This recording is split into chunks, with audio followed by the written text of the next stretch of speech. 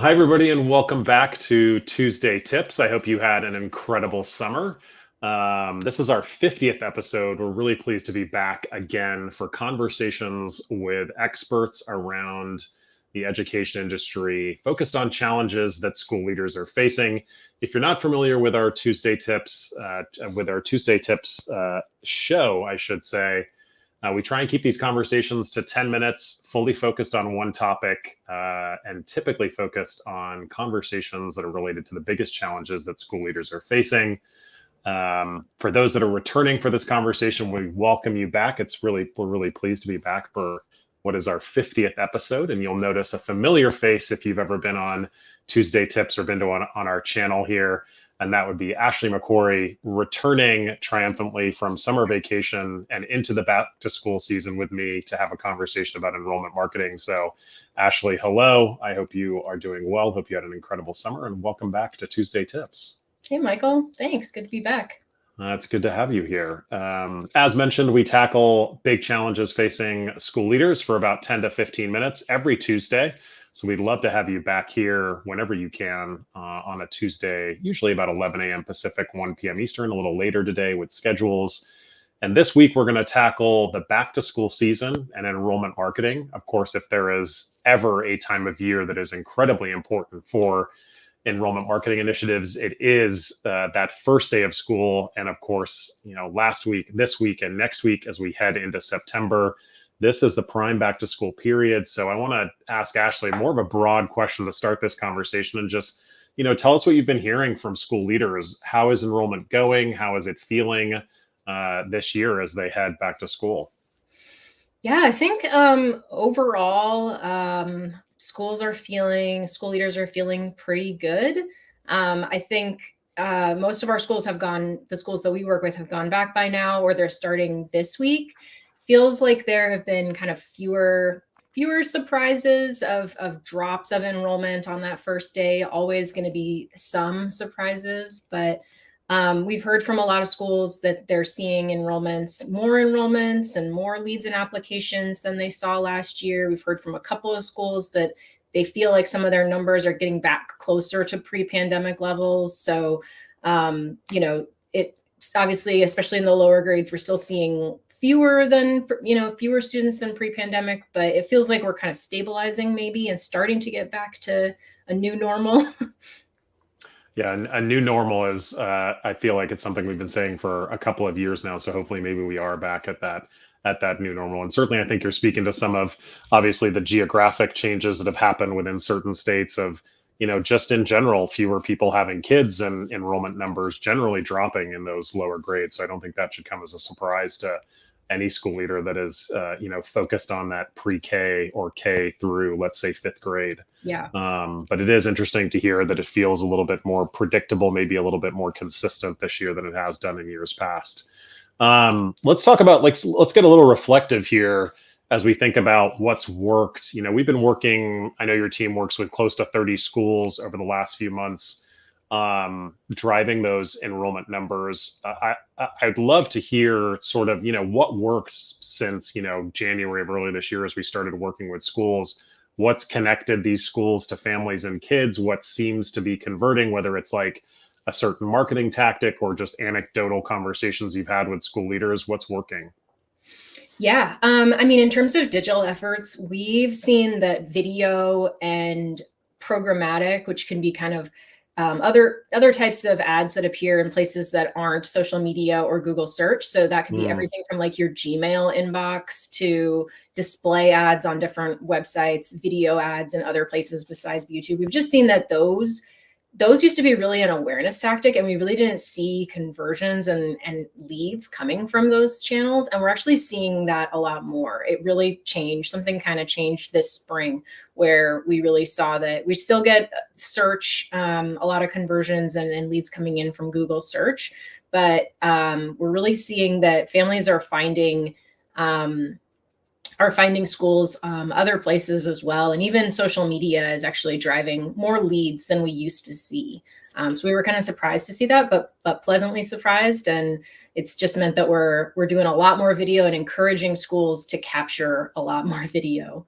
Yeah, we're gonna have to have a conversation on video. We've done one in past seasons, but I think we should, definitely have one of your team members come back and talk about video. It's so interesting to hear the impact of social and video on schools, and especially at like the top of the funnel, as we would call it, sort of like those awareness areas, because as us as brand leaders, when we're inside more corporate organizations, social media for the vast majority of, up until, let's say, a decade ago, would certainly fit in that area of how you drive awareness for a brand. But for us these days, it's a pay to play platform, and organic reach is next to nothing. But I would imagine for schools, as they think about the influence they can have at a local level, because especially as these platforms like YouTube and TikTok do serve up like a really good set of local content, if they're able to optimize it for that audience, I would imagine it's interesting to see how much those platforms may be driving for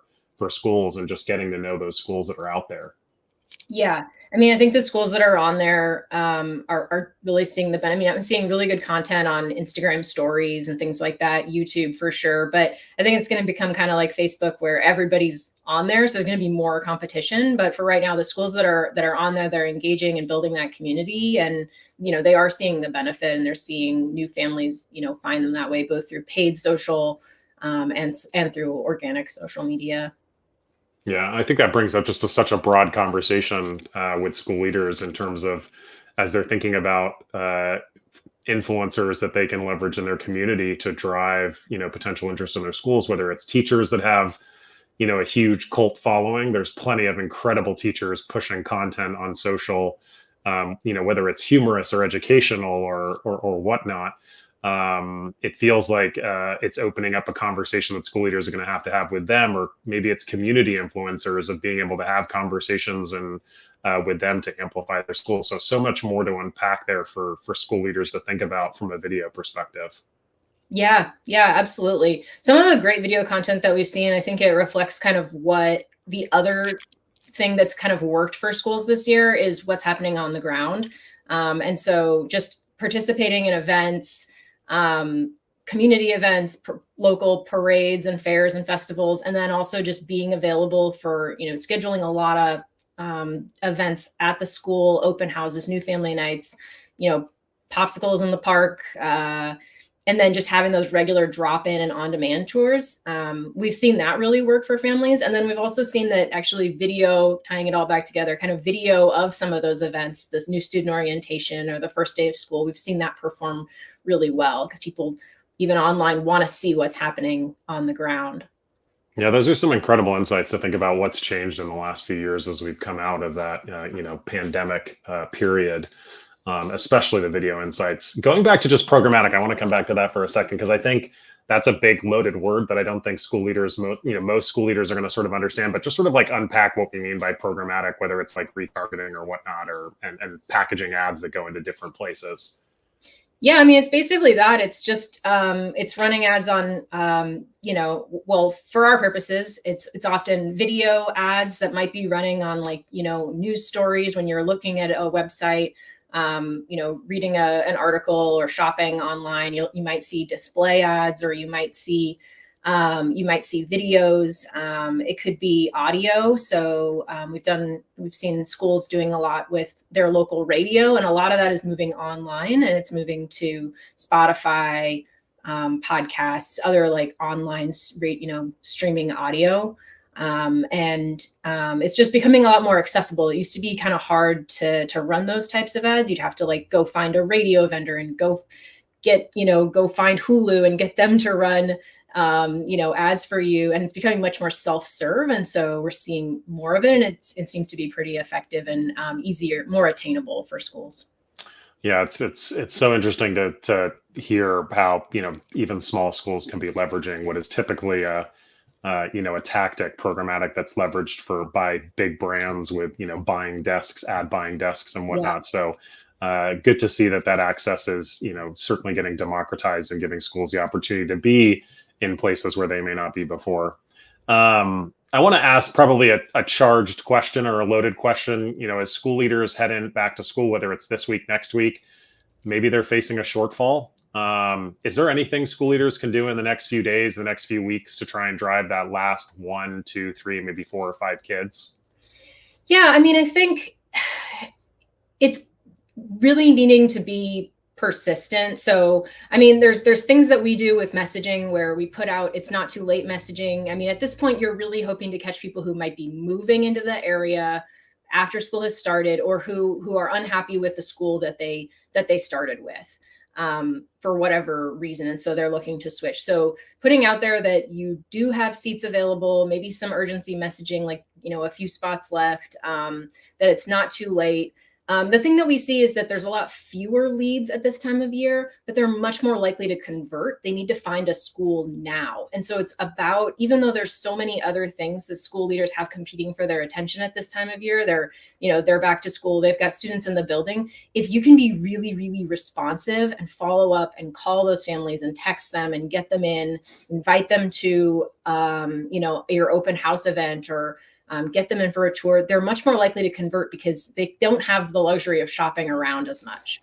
Yeah, scarcity becomes a big challenge right now for sure, and maybe something that schools can tap into, as options dwindle, as kids fill up programs in different places. I want to throw a wild card question at you just because it is the topic of the day, and that is AI. Can we talk just briefly on where you've seen school leaders utilizing AI for their marketing efforts or their enrollment efforts? What are you hearing? What is your team doing? Just, a couple ideas or thoughts on broadly, and I'm not talking about like AI in education, just like how we're leveraging in marketing, or schools maybe utilizing it in marketing their schools.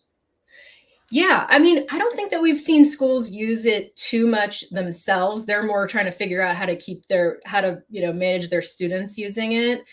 We've certainly explored it, and I occasionally see messaging from schools that I'm like, I think ChatGPT wrote that, and so you can kind of tell sometimes. But we've definitely explored using AI to create ad copy or to create assets. We've seen that it doesn't perform as well when we've tested it.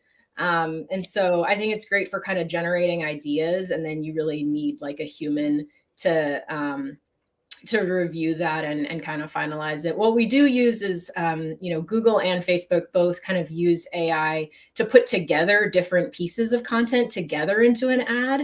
And that's been really valuable. So you write a bunch of ad copy and you have some different images, and then you can kind of let the algorithm put those together based on what's performing the best.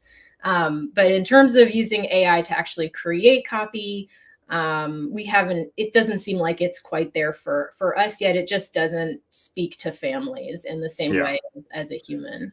Yeah, the outputs are only as good as the inputs. A human is required for those inputs, and you've got to take a look at those outputs as a human to make sure that they sound what you want your brand to sound, like, what that voice and tone is, because there can definitely be some challenges there. And ChatGPT and all the others always put that little disclaimer at the bottom. You should review these outputs. There could be errors. So maybe we should all be following that more often. Well, hey, as mentioned, we try and keep these conversations to 10 minutes, and we're right at that 13-minute mark. So I'm going to say thank you to Ashely MacQuarrie for, again, joining us. I think you are our most regular guest. Perhaps we'll hand out awards this season. But always happy to have your expertise here, because you and your team are, on the ground talking to school leaders every single week, finding out what's working and what isn't, and helping school leaders fill their schools with kids. I will get that right eventually. A tongue twister. But we're back on our newest season, so it's going to take me a few episodes to make sure I don't make any mistakes on these conversations. But hey, always good to talk to you. Thanks again for joining us. And just a reminder, we're here every single Tuesday talking the biggest challenges facing school leaders. We'll be back next week with another conversation right here on our channel at usually about 11 a.m. Pacific, 1 p.m. Eastern. And we hope to see you next week. See you then. Bye-bye. Bye. Take care.